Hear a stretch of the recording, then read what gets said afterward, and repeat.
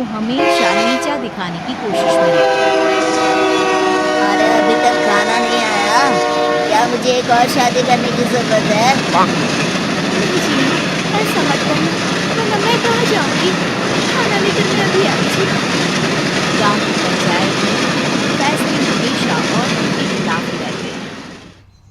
मैं जो फैसला सुनाता हूँ वो भगवान की आज्ञा होती है। इस लड़के ने अपने मन से शादी करके अच्छा नहीं किया। लड़के को घर भेज दो और इसकी शादी इसकी जाति की किसी लड़के से करवा दो। लेकिन ये लड़की, इसे तो गांव के बाहर निकाल दो। नहीं नहीं जमींदार साहब, ये क्या बोल रहे हैं? ऐसा नहीं हो सकता।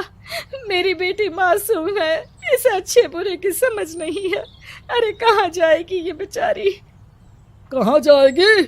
इतनी चिंता है तो पूरे परिवार का गांव निकाला कर देते हैं। बेचारे पूरे बसे बसाए परिवार को गांव छोड़ना पड़ता है।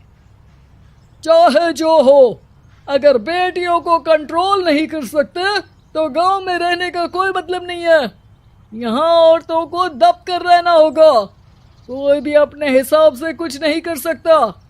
सब ईश्वर की मर्जी से ही होगा। तभी गांव का एक आदमी दौड़ा दौड़ा आता है। सरपंच साहब, जमींदार साहब, वो कालिया है ना, उसकी बेटी पढ़ने के लिए शहर जा रही है। अच्छा, ये कब हो गया? और कालिया की हिम्मत कैसे हो गई ऐसा करने की? लेकर आओ उसे और उसकी बेटी को। बस फिर क्या था, हाजिर हो जाते हैं कालिया और उसकी बेटी सरपंच के सामने। और कालिया, ये क्या सुनने में आ रहा है? बेटी को इंजीनियर बना रहा है तू? और ये बता, गांव में तो स्कूल नहीं है, फिर कहाँ से इतनी क्लास पास कर गई तेरी बेटी? राधा, जो कि कालिया की बेटी है, उसे लगता है कि सरपंच उसकी तारीफ कर रहे हैं। सरपंच जी, मैंने ऑनलाइन पढ़ाई की है, डिस्टेंस लर्निंग से। सभी में मैंने अच्छे नंबर पाए हैं, जिसे देखते हुए शहर की इंजीनियरिंग कॉलेज में मुझे स्कॉलरशिप मिली है। वाह जी वाह, क्या होती है ये? पहले तो ये बताओ, फिर आगे की बात करते हैं।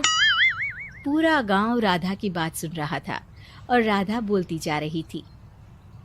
तो ऐसे मैं फ्री में एक अच्छी शिक्षा लेकर गांव में जो कुछ परेशानियां हैं, जैसे बिजली, पानी और इंटरनेट जैसी समस्याओं के लिए काम करूंगी। मैं गांव को शहर से जोड़ने के लिए पुल का निर्माण करवाने का प्रस्ताव रखूंगी। मुझे पूरी उम्मीद है कि जल्द ही हमारा गांव भी तरक्की की राह पर चल पड़ेगा।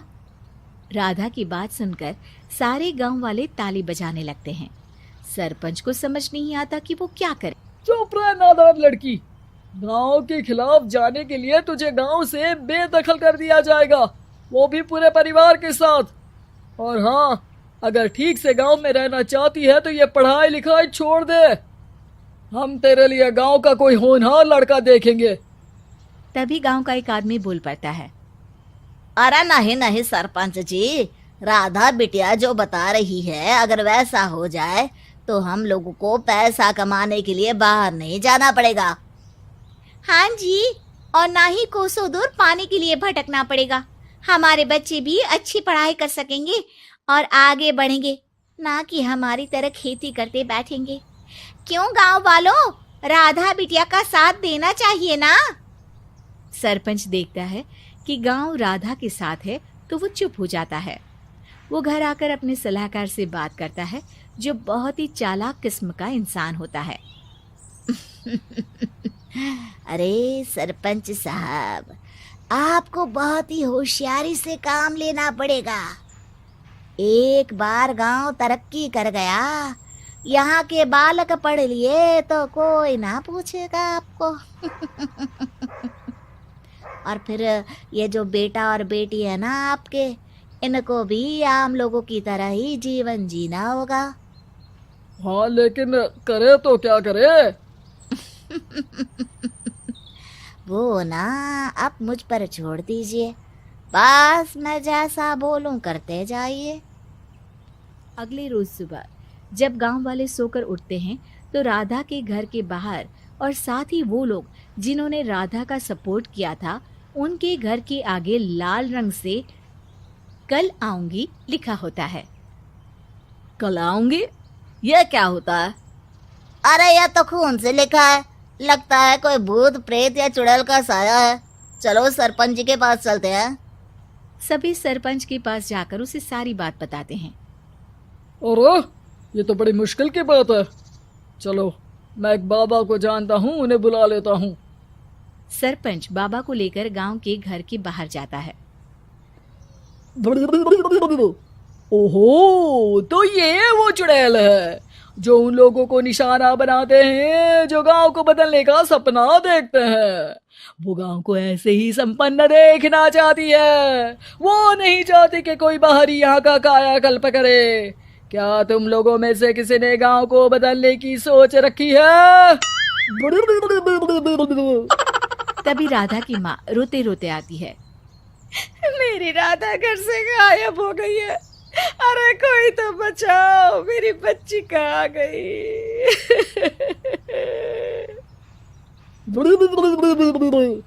ले गई वो चुड़ैल, तेरी बच्ची को ले गई।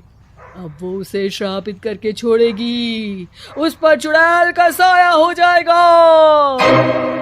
तभी बुरी सी हालत में राधा भी वहां आ जाती है। उसके बाल चुड़ैल की तरह फैले होते हैं और कपड़ों में खून लगा होता है। सभी राधा को देखकर डर जाते हैं। माँ, पता नहीं मुझे कौन उठा कर ले गया था।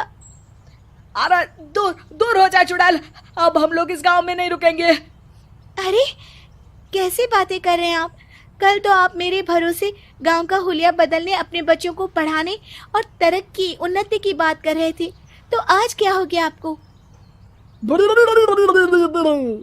ये फिर तुम लोगों को बहकाएगी। ये चुड़ैल गांव में आ चुकी है, ऐसे ही ये तुम्हारे घर के बच्चों को भी ले जाएगी। गांव वाले राधा को गांव से बाहर निकाल देते हैं। उसके माँ बाप रोते रहते हैं, लेकिन गांव वाले नहीं मानते। मैं भी अपनी बहन के साथ गांव के बाहर रहूंगा, लेकिन वो पढ़ाई नहीं छोड़ेगी। वहीं सरपंच के घर पर सलाहकार कहता है। देखा, सांप भी मर गया और लाठी भी नहीं टूटी। लेकिन अगले ही दिन सरपंच के घर के बाहर भी वही शब्द लिखे होते हैं। और फिर सरपंच की बीवी कहती है, हमारी बेटी को किसी ने अगवा कर लिया है। तभी राधा का भाई वहां आ जाता है। अरे गांव वालों, मैंने सरपंच जी की बेटी को देखा था। वो चुड़ैल उसे उठाकर ले जा रही थी। अरे क्या मजाक कर रहे हो? नहीं नहीं सरपंच जी, आप नहीं जानते। वो चुड़ैल अब आपकी बेटी में आ जाएगी, जैसे राधा के अंदर आ गई थी। तभी सरपंच की बेटी वैसी ही हालत में वहां आती है जैसे राधा आई थी। पापा, पता नहीं कैसे मैं गायब हो गई थी। चुड़ैल, इसके अंदर भी चुड़ैल का साया है, मारो इसे। अरे नहीं नहीं, इसे भी राधा के पास गांव के बाहर ही भेज दो। अरे चुप रहो, मेरी बेटी कहीं नहीं जाएगी और चुड़ैल वुड़ैल कुछ नहीं होता है। अरे कैसे बात कर रहे हो सरपंच जी? आप तो बोल रहे थे कि आपका फैसला भगवान का ज्ञान होता है, तो अपने पर बात आई तो अब आप ऐसे बोल रहे हैं। अरे ना ना ना, आपको अपनी बेटी को त्यागना ही होगा। अरे बुलाओ बाबा को। राधा का भाई बाबा को ले आता है, जिसे अब गांव वालों के डर के कारण सच बोलना पड़ता है। मैं कोई बाबा नहीं हूँ, मैं तो मोची था।